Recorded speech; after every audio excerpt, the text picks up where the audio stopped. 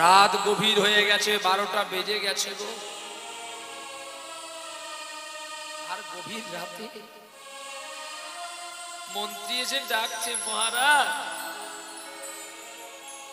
এবার আপনি চলুন, রাজকুমারকে কই হত্যা করবে না। রাজা তলোয়ার নিয়ে চলছে। খাটের ওপরে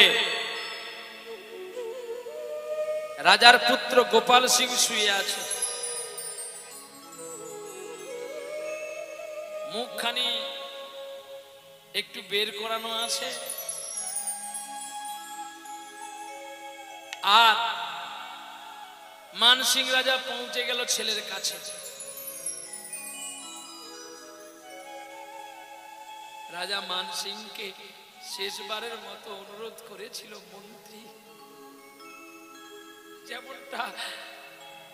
যেমনটা বিভীষণ করেছিল তার দাদা রাবণকে, দাদা বৃথা ক্রোধ না করে, হিংসা না করে তুমি মা জানকীকে রামের কোলে ফিরিয়ে দাও, তাহলে আমাদের মধ্যে বিবাদ আর থাকবে না। ভালোবাসা দিয়ে অনেক কিছুকে জয় করা যায়, কিন্তু ক্রোধে হিংসায় হয় না, হয় না, হয় না।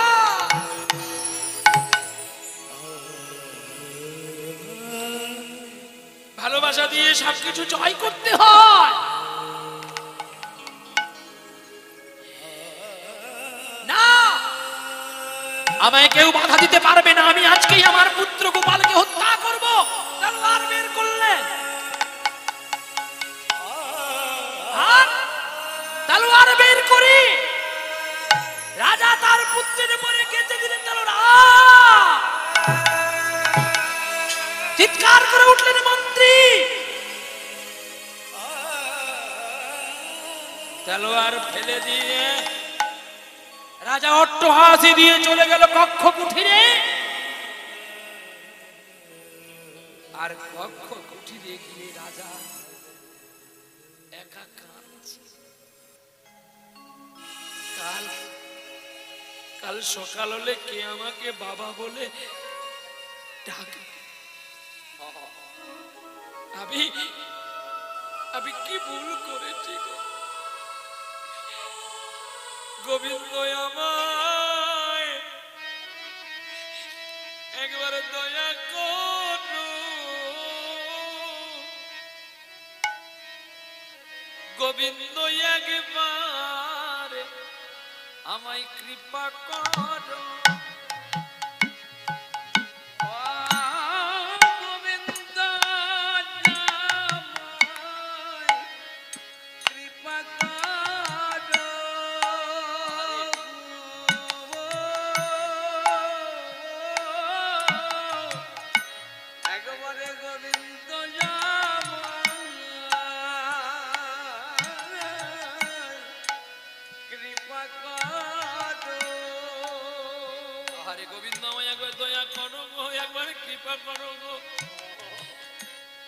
আমি যে ভুল করেছি এ ভুলের তো কোনো ক্ষমা নাই, ক্ষমা নাই গো। শুনি নাকি তুমি অন্তর্যামী, তুমি নাকি অন্তর্যামী। কেউ যদি ভুল পথে যায় তুমি তাকে ফিরিয়ে আনো সুপথে, সুপথে ফিরিয়ে নিয়ে এসো। দাও দাও আমার, আরে আমার শিগোপাল দাও গো, দাও দাও বাবা ওই গোপাল দাও গো, দাও দাও গোপাল দাও গো। দাও না আমার গোপাল, আমাকে দাও না গো। আমি বড় ভুল করি, রাজা পাগল হয়ে গেছে, আর কোনো কাজ করে না। এদিকে পদ্মার তার স্বামীকে যেই বলে দিয়েছে তার গোপালকে নিয়ে বৃন্দাবনে পালিয়ে গেছে। আর পদ্মার স্বামী আর গোপাল বৃন্দাবন থেকে ফিরে আসলো না। আর এদিকে হয়েছে কি জানো, রাজার কোনো কাজ করে না, কোনো কথা শুনে না, কাউকে জানে না, কাউকে চেনেন না। কখনো কখনো অহংকারের বলি দিয়ে যায়, অহংকারের ডাক দিয়ে যায়। তিনি এমতো সবতে কি অবস্থা হলো জানেন? পুত্র চলে গেছে বলে বাড়িটা যেন একটা হাহাকার হয়ে গেছে। আপনারাও বাড়িটাই দেখবেন, যদি আপনাদের ছেলে দুটো দিনের জন্য বাড়ি থেকে মামা বাড়ি কিংবা আত্মীয় বাড়ি চলে যায়, বাবা মা বাড়িতে থাকলে বাড়িটা কেমন লাগে? সুন্দর লাগে না? সুন্দর লাগে না? সুন্দর লাগে না? কি গো, ছেলেটা বাড়ি থেকে চলে গেছে মামার বাড়ি, আমরা স্বামী স্ত্রী দুজনে বাড়িতে আছি, বাড়িটা সুন্দর লাগে না? এই দেখুন, কথাটা ভালো করে বুঝতে হচ্ছে না। সুন্দর লাগে না? সুন্দর কি লাগে না? আবার ভালো করে কথা শুনুন, ভালো করে। সুন্দর কি লাগে না? সুন্দরই তো লাগে না। কেন? না, একই কথা আমিও যেটা বলছি সেটা আপনারা বলছেন, কিন্তু অনেক পরে বলছেন কথাটা করে। সুন্দর লাগে না? না, সুন্দর তো লাগেই না। সুন্দর লাগে, আবার লাস্টে আছে পূর্ণচ্ছেদের পরে না। সুন্দর তো লাগে না, ছেলেটা নেই বলে। সুন্দর লাগে কি? সুন্দরটা নেই বলে তাই লাগে না। যে সুন্দরের কর্তা আজকে সে নাই বলে তাই সুন্দর লাগে। আমরা অনেকে রেগে ছেলে মেয়েকে কটুক্ষ কথা বলে ফেলি। কখন জানো? যখন ওরা কথা শুনে না তখন আমরা বলে ফেলি, তারপরে আমরা অনুচিত করি, ভাবি যে কেন বললাম। ওর কর্ম বলো, তার ভোগ করবে। কিন্তু প্রতিটি বাবা চাইবে তো তার ছেলে ভালো হোক, বড় হোক। কোন বাবা মা কি চাইবে তার ছেলে মাতাল হোক, দুশ্চরিত্র হোক? কুসন্তান যদ্যপি হয়, কুপিতা মাতা কখনো হয়। মা কখনো খারাপ হয় না, বাবা কখনো খারাপ হয় না। সন্তানে কোনদিন পিতা মাতার দোষটা ধরতে হয় না, হয় না, হয় না। কাঁদছে গো, রাজা নিজে বসে বসে কাঁদছে। আর কি বলছে জানো? তুমি ফোটাও বলে ফুটি গো দয়া, ঝরা বলে ঝরি, বলে ফুটি গো দয়া, ঝরা বলে ঝরি। তুমি ফোটাও বলে ফুটি গো দয়া, ঝরা বলে ঝরি।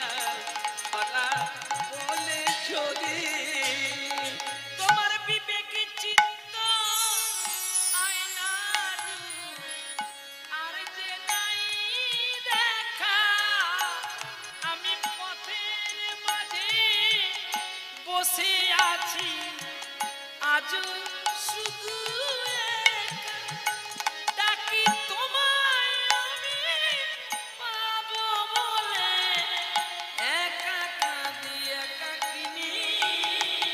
তুমি ওটা বলে ফুটি গো দয়া ছড়াও বলে যদি তুমি হাসাও বলে হাসি গো দয়া কাঁদাও বলে কাঁদি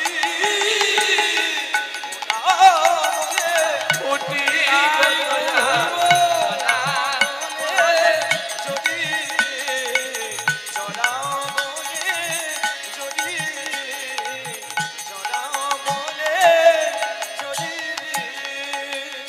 রানী রত্নাবতী জানতে পারলো রাজার মাথাটা খারাপ হয়ে গেছে, কিন্তু তার অন্তর থেকে ক্রোধের আগুনটা কমছে না। কখনো বলে গোবিন্দের কাছে আমায় পুত্র ফিরিয়ে দাও, আবার কখনো ক্রোধান্বিত হয়ে যায়, তাকে জানাও যায় না আর চেনাও যায় না। এবার হয়েছে কি জানো, রানী রত্নাবতী মায় আমার গোবিন্দকে পুজো করছে গো, আর পুজো করতে বসে গোবিন্দকে বলছে তুমি অনেকে লীলা জানো, অনেকে ছলনা জানো গো, ওগো দয়া ওগো দয়া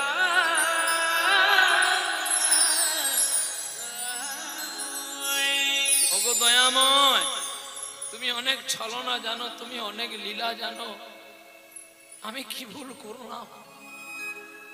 তুমি পারো না আমার স্বামী মানসিংকে তোমার পথে আনতে?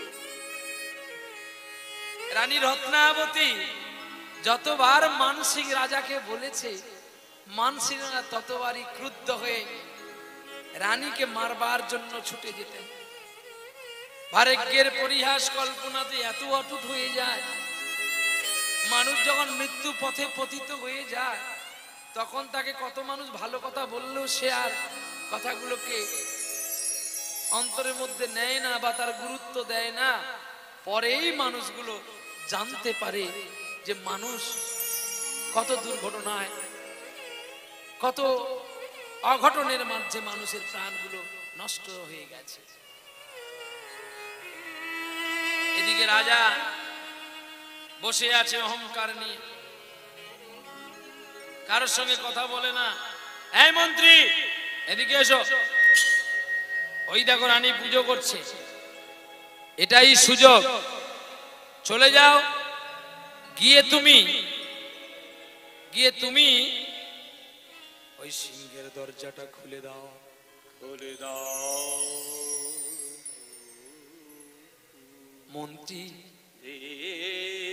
মন্ত্রী একদিকে অবাক হয়ে গেলেন,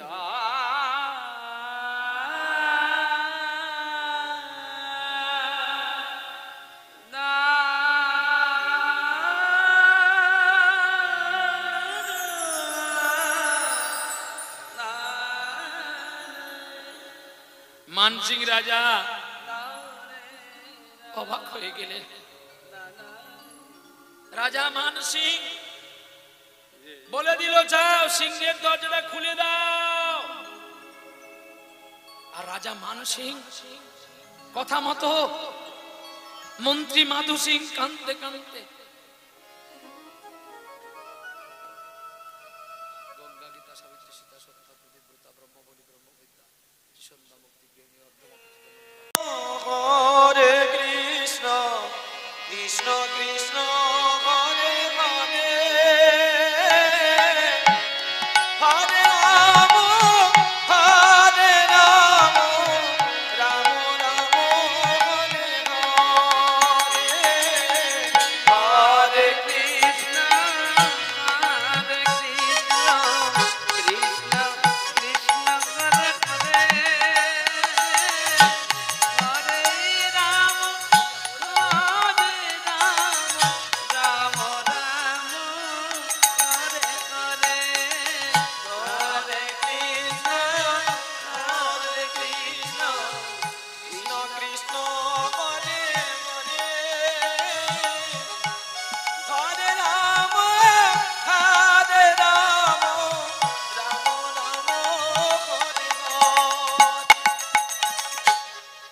রানী পুজো করছে গোবিন্দের কাছে, আর গোবিন্দকে ভক্তি করে চোখের জল দিয়ে ডাকছে গো।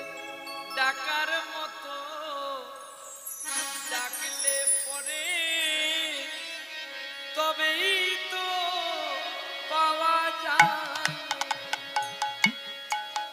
ডাকার মতো ডাকলে তারে তবেই পাওয়া যায়। রানী রত্নাবতীর কথা শুনে মানসিং রাজা স্তম্ভিত হয়ে গেছে। আর এদিকে কিন্তু সিংহের দরজার মুখ খুলে দেওয়া হয়েছে, সিংহ যাচ্ছে আর গোবিন্দের কাছে বসে বসে গুণকথার প্রকাশ করছে কে জানে? রানী রত্নাবতী। কি বলতে জানো? গোবিন্দ তুমি তো আমার একে একে সব কেড়ে নিলে গো। হ্যাঁ, পুত্র চলে গেল আমার কাছ থেকে হারিয়ে, স্বামী কৃষ্ণ বিদ্বেষী হয়ে গেল, তাহলে তুমি আমাকে কেন রেখেছো বলতে পারো? তোমার কথা যে আমার বড় মনে পড়ে যায়। ছোট্টবেলা একটা গল্প আমি পড়েছিলাম, বলবো তোমার কাছে? বলবো গোবিন্দ? বলো না। বলবো? যদি বলতে বলো তাহলে আমি বলবো। কে বলছে গো? রত্নাবতী ভগবানকে বলছে, আর আপনারা ভাবছেন আমাদেরকে বলছে। হয়তো তাই ভালো, যদি তাইও মনে করেন তাহলে শোনো। কোন এক গ্রামে একটা বড় বট গাছ ছিল, আর সেই বট গাছে সকল পাখিরা এসে বসে। আর সকল পাখিগুলো এসে বসে বলে একটা শকুন পাখি এসে বট গাছটাই বসে। আস্তে, শেষ তো হয়ে যাবে, লীলা তো শেষ হয়ে এসছে, একটু কথা 10টা মিনিট বসো না। কি গো ঠাকুমা, কি কথা কও?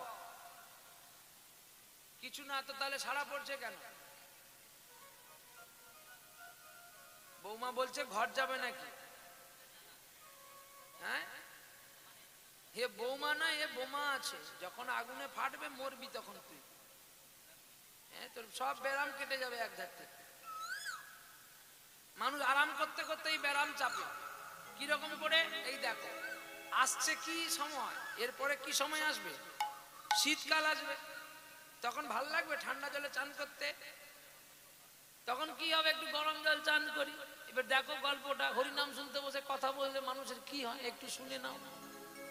তাই এনকালে কি হয়েছে, একটা সাধু এখন ঠান্ডা জলে চান করবে না বলেছে, গরম জলে চান করবে বলে মাটির ভাঁড়টা বসিয়েছে। 3টে ইট দিয়েছে, একটু জ্বালানি দেবে। এবারে জ্বালানি নিয়ে এসে সে জ্বালানিটা দেবে। এখন আগুন না হলে তো আর আগুনটা জ্বলবে না, ওই পালাপাটিগুলো জ্বলবে না।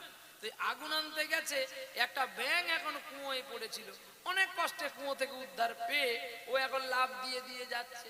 গল্পটা ভালো করে শুনবেন, ভালো লাগলে তাহলে আর আসলে কথা বলবেন, আর না ভালো লাগলে প্রতিদিন কথা বলবেন। জবর খবরের মতো আমরা মেলার কাছে বই মলম বিক্রি করি, শুনলে ভালো, না শুনলে ভালো। 5খানা বিক্রি হলো তাতেই সেট, গাড়ি ভাড়াটা উঠে যাবে।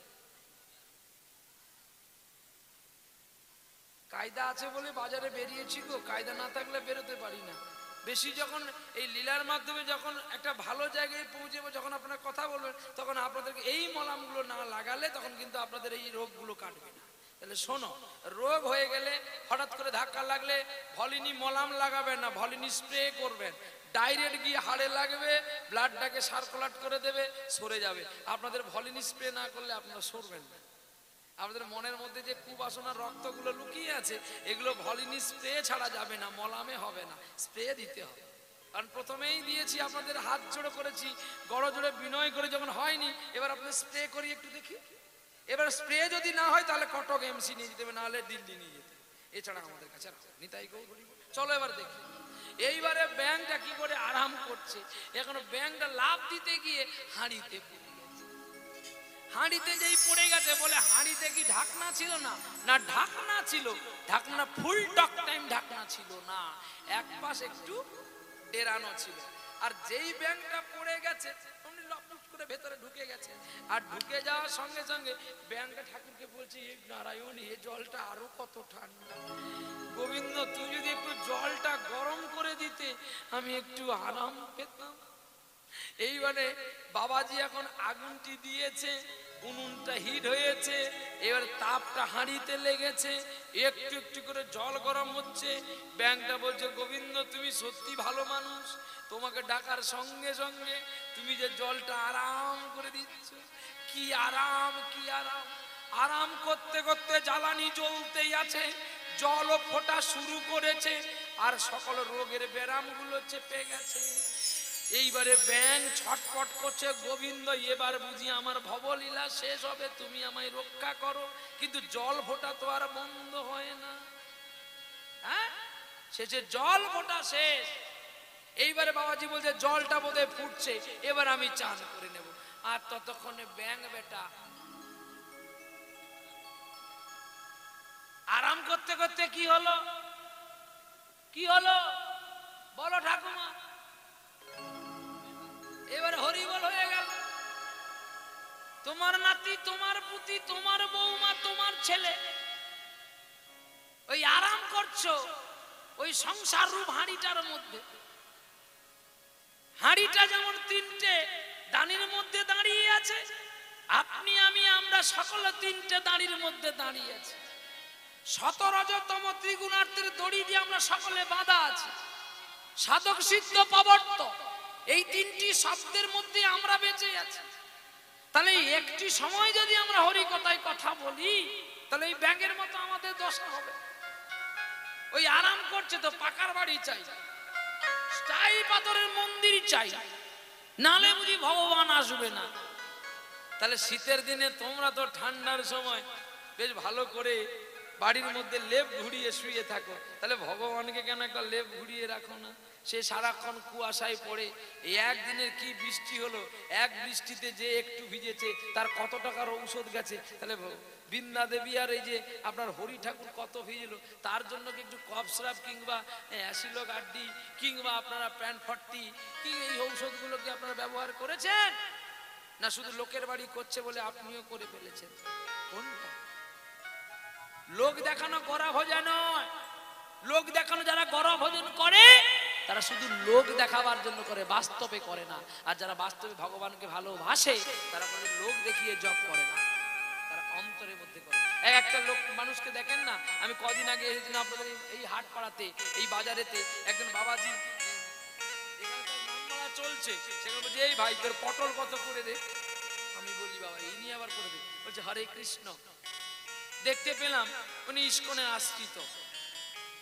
তাহলে ওই মানুষটা, ওই বৈষ্ণবটা ইস্কন যিনি সারা বিশ্বে প্রতিষ্ঠা হয়ে গেছে, কোন দেশটাই বাকি নেই, তাহলে তাকে ওই মানুষটা কত নোংরা পথে এনে দিচ্ছে ভাবতে পারে?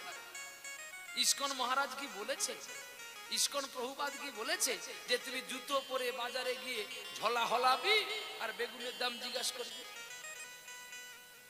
হ্যাঁ, কোন গুরুদেব বলেছে, কোন মহারাজ বলেছে বলুক তো, আমি দেখবো একবার।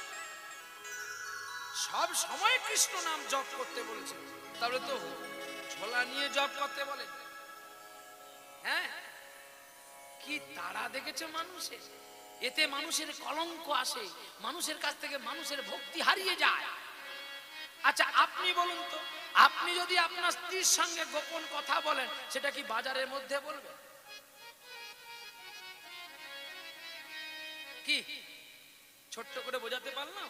তাহলে আপনি যার সঙ্গে প্রেম করছেন, প্রেম করো নাই মনের সাথে রে, যেন দেহ জানে না। প্রেম করো রাই, প্রেম করো রাই, প্রেম করো রাই মনের সাথে রে, যেন দেহ জানে না। ওরে দেহর মধ্যে ষড়রিপু তোমায় ছাড়বে না। প্রেম করো রাই, প্রেম করো রাই মনের সাথে রে, যেন দেহ জানে না। করো রাই মনের সাথে রে, যেন দেহ জানে না। ষড়রিপু জানতে পারলে সাধন হবে না। ওরে ষড়রিপু জানতে পারলে তোমার ভজন হবে না। না, প্রেম করো রাই, প্রেম করো রাই মনের সাথে রে, যেন দেহ জানে না। প্রেম করো রাই মনের সাথে রে, যেন দেহ জানে না। গৌর হরি বল। আপনি আমি আমরা সকলে এই হাঁড়ি রূপী সংসারের মধ্যে বাস করছি। ভাবতেছি মাটির বাড়ি ছিল, পাকার বাড়ি হয়েছে, আরো দুতলা কবে করব। ঠাকুরকে শুধু চাইতেছি আর দেবার বেলায় ছিল।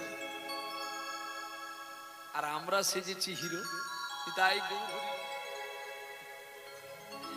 সারা গায়ে তিলক মাখলে যদি গোবিন্দ পাওয়া যেত, মীরাবাই বলতে তাহলে গলা ভর্তি করে মালা পড়লে যদি ভগবান পাওয়া যেত, তাহলে আর বৃন্দাবনে যাবো কেন? সারা বাগানটা তুলসী গাছ লাগিয়ে দেবো, তাহলে ভগবান আমার কাছে বন্দি থাকবে। लेकिन बीच में बात कहते जाते हैं, देखो मीराबाई, बिना प्रेम से नहीं मिले नंदलाला। এখন দেখতে দেখতে হলো কি, সেই যে বট গাছে সকল পাখি আছে, আর পাখিগুলো যেই গাছটা একটু একটু করে শুকিয়ে যাচ্ছে, মরে গেল, গাছটাকে ছেড়ে সব পাখি পালিয়ে গেছে।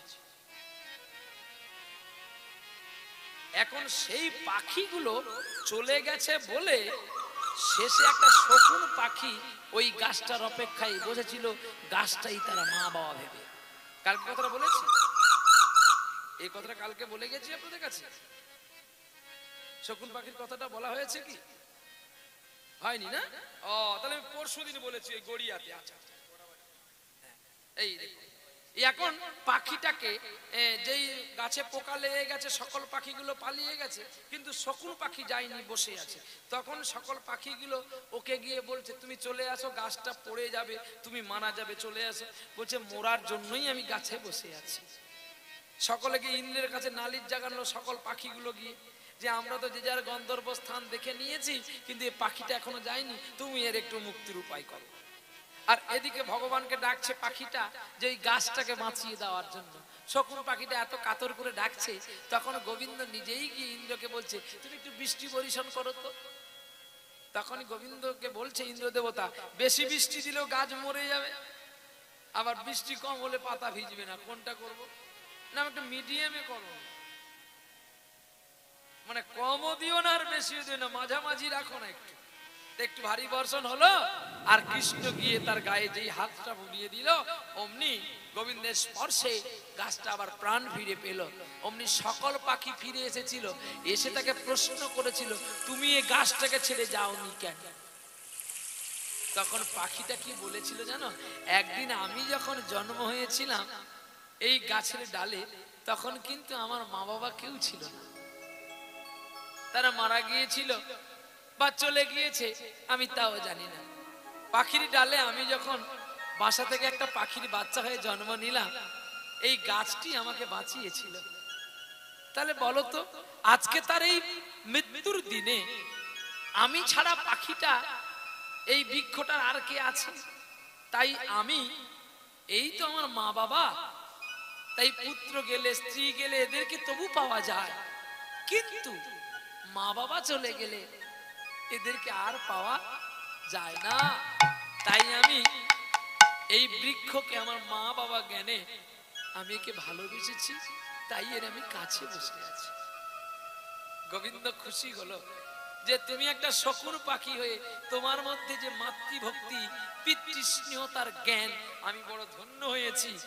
তুমি আবার মানুষ রূপ লাভ করো। আর সেই পাখিটা হয়েছিল গিদিনী পর্বতের শকুন পাখি মানসিং রাজা। দেখেছো কথাটা? লীলার শেষেই তার রস পাওয়া যায়, লীলার আগে রস পাওয়া যায় না। যেমন আগামী দিন আপনারা তাড়াহুড়ো করে শেষ করে দিলেন, আসল রসটার জায়গায় পেলেন না। নিতাই গৌর হরি বল। আবার যদি কোনোদিন আসি, আবার হবে তো দেখা, এ দেখাই শেষ দেখা নয় তো। এবারে রানীকে যখন সিংহ ছেড়ে দিয়ে, রাজার কাছে যখন সিংহ ছেড়ে দিলেন, সিংহের কাছে গিয়ে প্রণাম করে বলছে, তব কর কমলবরে নক মধুভূত সিংহ্যাম দলিত হিরণ্যাক্ষ শ্রীপতনুবিঙ্গম কেশবধীত নরসিংহ রূপ জয় জগদীশ। যেই সিংহকে প্রণাম করলেন, অমনি সিংহের মূর্তি থেকে নৃসিংহ ভগবান বেরিয়ে এসে তাকে আশীর্বাদ করলেন।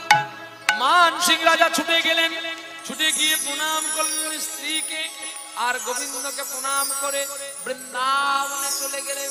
এইখানে রাখিলাম কীর্তন নামের লহরি, বদন ভরে সবাই মিলে একবার বলুন হরি।